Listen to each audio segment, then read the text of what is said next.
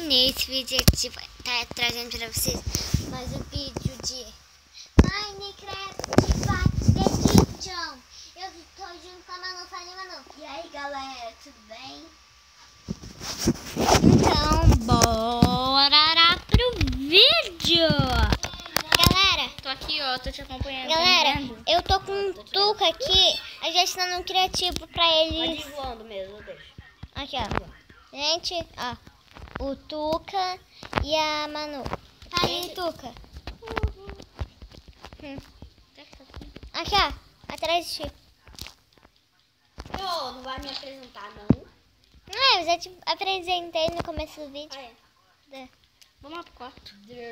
Tá. Vem, Manu. Calma que eu vou ter que subir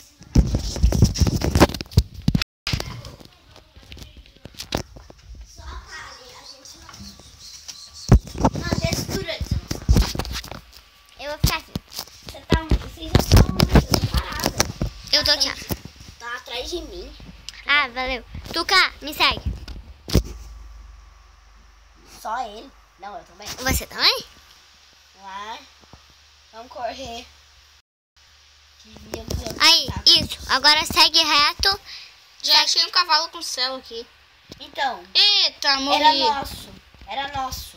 Putz. Só que a gente perdeu. Esse era o teu.